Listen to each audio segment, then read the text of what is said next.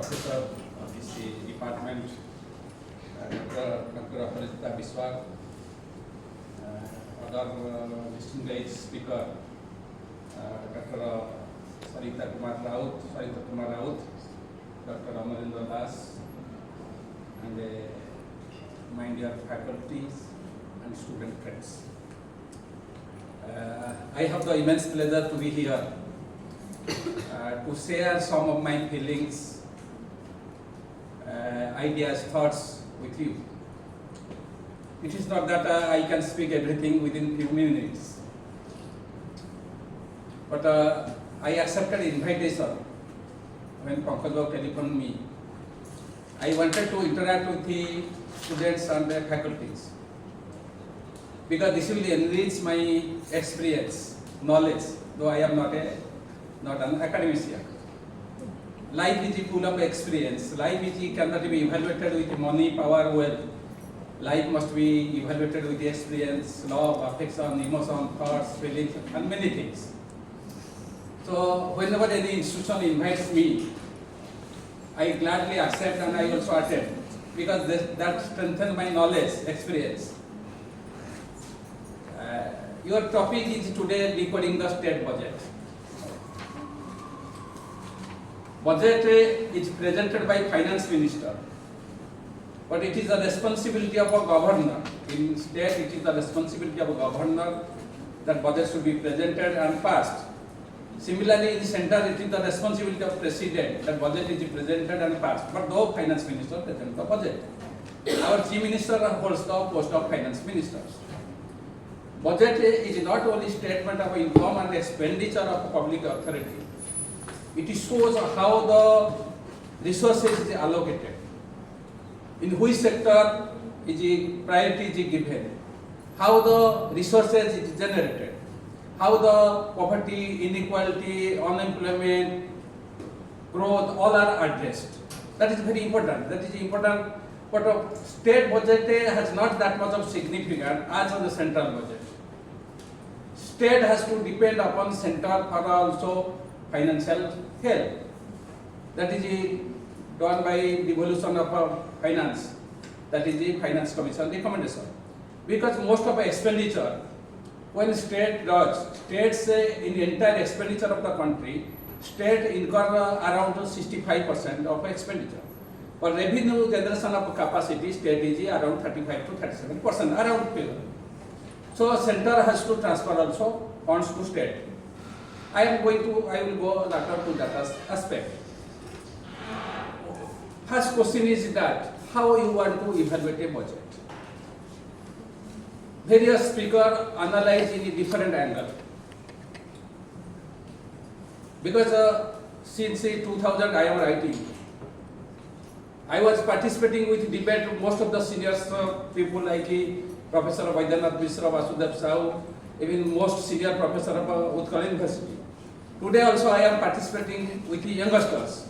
Of course, when I was doing PhD, Madam was at that time, Amarendra Babu was also in Utkal University, both were in Utkal University.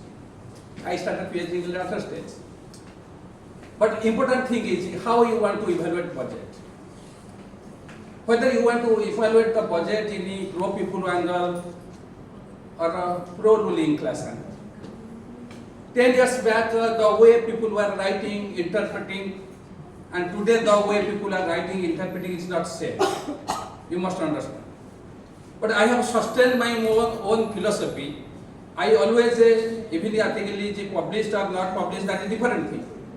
But I don't have changed my course. I want to interpret everything in a pro-people angle, not against any political party.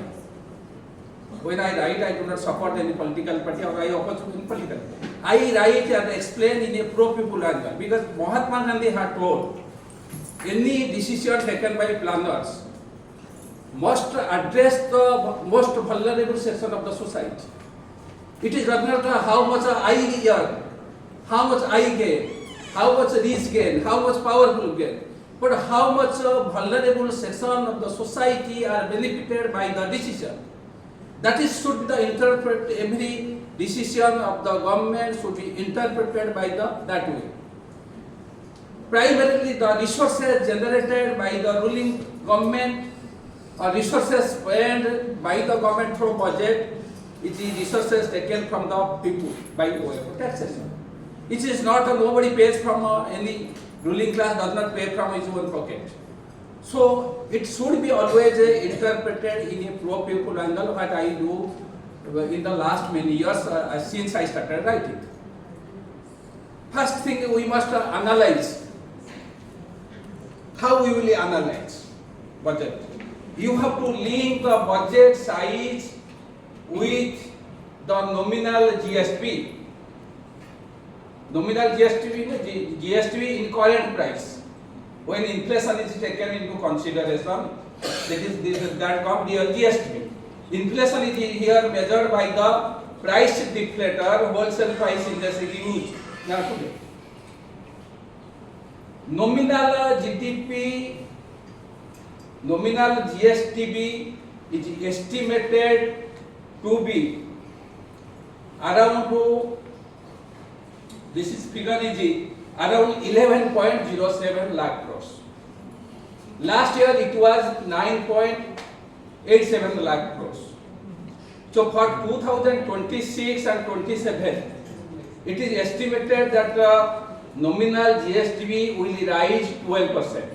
That means inflation plus real GSTB. Previous year it was around 10%, less than 10%, 9.8%. Then, but question is that when your nominal GSTB will rise by 12%, you are expecting in budget, your expenditure should rise accordingly. Expenditure should rise accordingly, isn't it? If expenditure does not rise accordingly, either you are unable to raise the resources or nominal GSTB calculation is wrong. You do not know how the state government project their nominal GSTB. When they prepare the budget, they project the nominal GSTB, they take the average growth of nominal GSTB of the last 3 years. Accordingly, they formulate the nominal GSTB. In most of times, when revised estimate comes, it is sometimes it is sink, sometimes it will also increase. So when government has projected that nominal GSTB will grow 12%, budget side should increase 12%, minimum 12%. Is not it?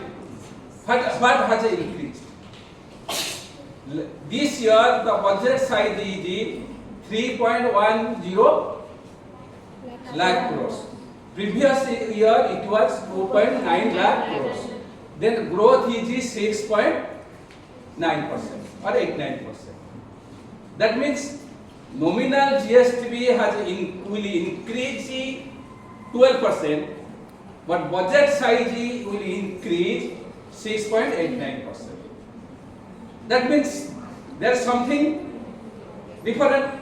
That means we have to assume that budget is contraction. But I think, I hope you will agree with me. Next thing is that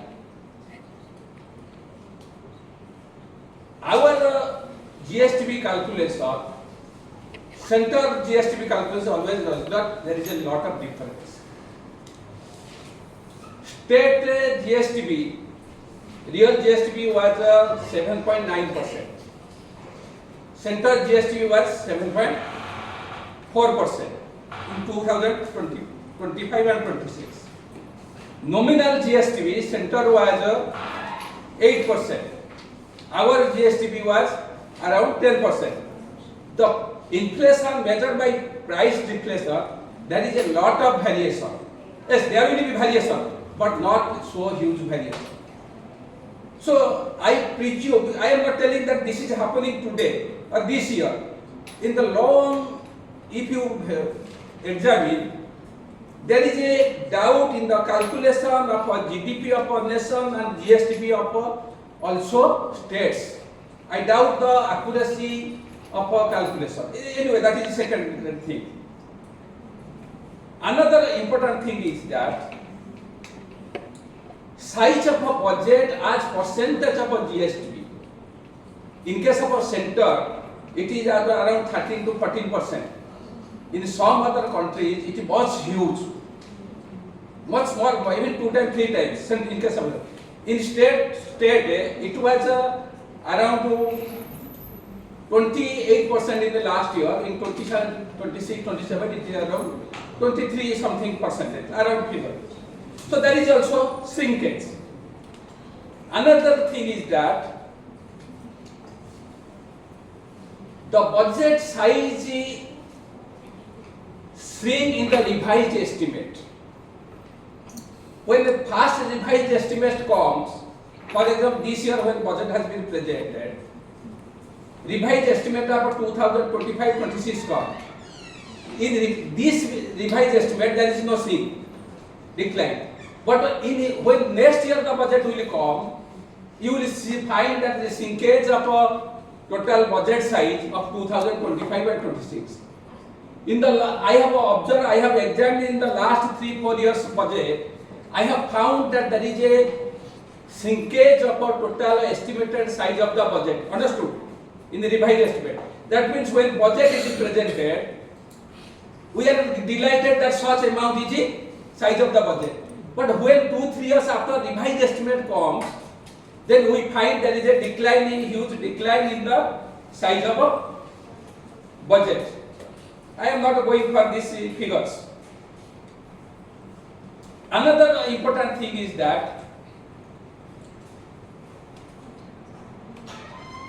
budget has a various components: program expenditure, administrative expenditure, another transfer from national disaster fund, state disaster fund, all these transfer to local bodies. Program expenditure, it was earlier planning expenditure. Administrative expenditure, earlier was non-planning expenditure. In all aspects, there is some rise. In all these aspects, there is some rise of expenditure. But if you consider the inflation and nominal GSTB, real GSTB plus inflation is nominal GSTB, then you will find that there is erosion or decline in real value in some cases, if not all cases. Another important thing is that you must understand, capital expenditure, we see the huge capital expenditure. That is welcome. Capital expenditure is the revised estimate is reduced. In 2022-23 till 2024 and 25, capital average reduction of capital expenditure is 17% from budgeted estimate to revised estimate, and 2024-25 reduction is 22%. That means when budget is presented, we are getting elated that so much expenditure. But when the revised estimate after 1 year or 2 years comes, especially second year, then we find there is a huge reduction. It is a feature of all states. I am not telling it is a feature of Odisha. Normally estimated expenditure 8 to 10% is not spent. It is a feature of an entire national level, only varies from state wise. I cannot blame simple Odisha that is happening in Odisha. It is overall, which nobody tells us, not nobody tries to enter that figures and analyze what I have analyzed. Another thing is that committed expenditure. Committed expenditure constitute interest payment, salaries, pension. Everybody is telling that there is no huge increase in salaries and pension. It is more or less stagnating, because though salary pension is increasing, there is no recruitment, there is no replacement of the vacancy. What is important is the interest portion is increasing. That is a major problem for any economy.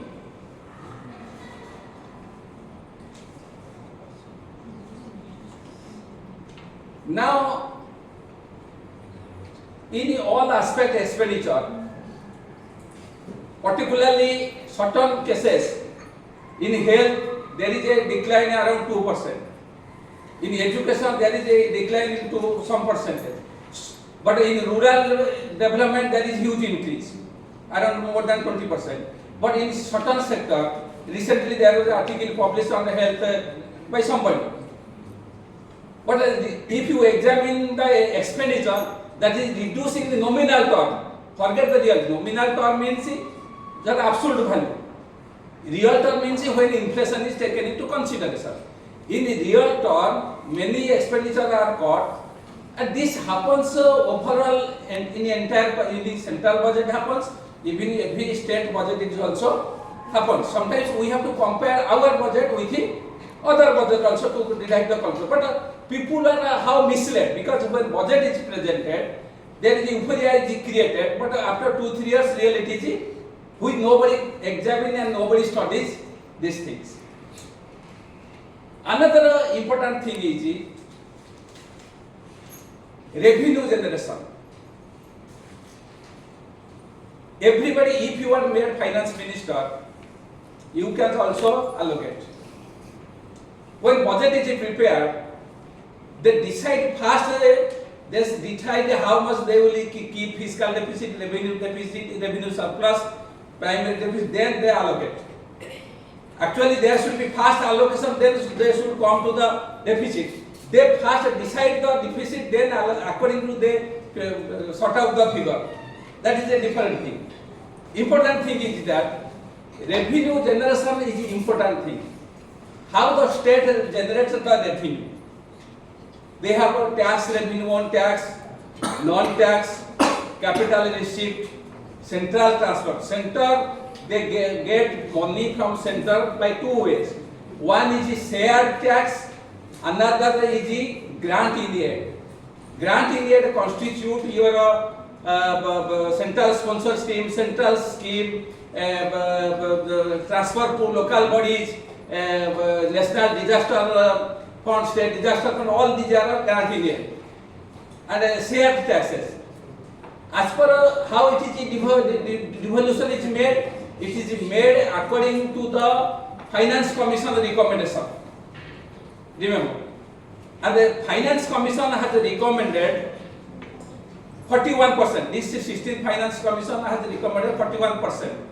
Amarendra Babu once upon a time was from Finance Commission. He was in Finance Commission, part of Finance Commission. Finance Commission recommendation. They have recommended earlier. They have recommended 32%. Much before it was increased 42%. Now after Jammu Kashmir is separated, it has decreased to 41%. But how much actually we get? That is the important thing. Nobody goes through this detail. Because when tax is shared among the state, as per rule 41%, actually sales and surcharges are not a part of this devolution fund, which we do not discuss. And the revenue generated to sales and surcharge is more than 4 to 5 lakh crores. If this will be excluded, then actually it is reduced to 30%, 35%. No, it is not 41%. So there is no change overall devolution. But what is happening today? What we get from the center by share taxes and a grant in aid, this is not increasing. Share taxes is marginally increasing, but grant in aid has a decline. I am not going to figure because figure is available in budget. Grant in aid portion is declining. That means gradually center is controlling the finances of the states more. And the environment is financial policy is becoming anti-federal gradually. That you must understand. Because states needs independence. States needs more financial independence to spend, but more power is going to the center. That is the important thing you must understand. Another important thing is Odisha share is gradually declining. In 12th Finance Commission, Odisha share was 5.12% of a fund, devolution fund.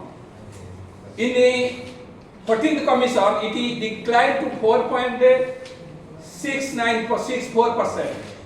In 15th commission, it declined to 4.53%. In 16th commission, it has again declined to 4.42%. It has declined. And this time it has declined. The reason is the criteria through which they allocate has been changed. This year they have changed some criteria. I am not going to detail, but they have included one criteria, that is the contribution to national GDP. So states like Maharashtra, Gujarat, they have richer country has become beneficiary, where richer state have become beneficiary, where poorer state like Odisha have become sufferer. I am not telling Odisha is a poorer country, but compared to other states, that is important. As far as the generation of tax, I was telling, we are heavily dependent upon non-tax revenue like mining. Since states tax, non-tax as percentage of GSTP, it was 12.8%. This time has declined around 12.7%. But what is important? State-owned tax revenue has estimated to decline from 6.7% of GSTP to 6.3%. And state it is estimated to generate a revenue around 56,000 crores from mining and more than 10,000 crores from excise. That means we are encouraging drinking habits. Isn't it? This is the real grim reality of our GDP. Everything when a human being, when we evaluate human being with the wealth, power, money, position, then quality of life declines. That is happening today. When we evaluate the progress of a state or country with in terms of a GDP or a GSP, then quality of a governance decline. I am not telling GSTP, GDP is not important. But GDP does not take into account your happiness, sorrows, emotion, feelings, thought, knowledge, all these things. When a person marries, when a person appoints a marriage fund, GDP grows. When he marries, GDP shrinks. So you are equal student, you know it all. GDP is one criteria, but most important criteria is human development, human capital index, global happiness, gender equality, inequality is increasing. Tomorrow you will hold International Women's Day. You also discuss with the gender inequality. I have written more articles on women also. But the important thing is that what I was telling, if revenue generated through more non-tax revenue, more mining, natural resources is not infinite. It will one day it will exhausted. Then what will be future? That is one of the questions that planner must think. Another two aspects I will tell: fiscal deficit and the debt. Fiscal deficit is excess of expenditure over non-borrowed receipt. Revenue deficit is excess of revenue received over revenue expenditure. Fiscal deficit shows how much government is borrowing. Revenue deficit shows how the borrowing is spending, whether creating asset or day-to-day expenditure. Primary deficit is the fiscal deficit minus interest payment of the previous year, not the current year. So fiscal deficit, primary deficit and today revenue surplus is maintained. All are within the control. It is estimated to 3-5%. Revenue, there is a revenue surplus. Debt is estimated to 14.1%. But what is concern is that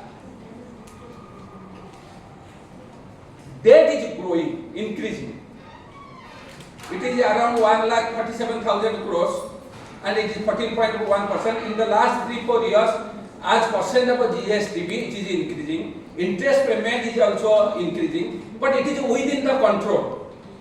It is not out of control.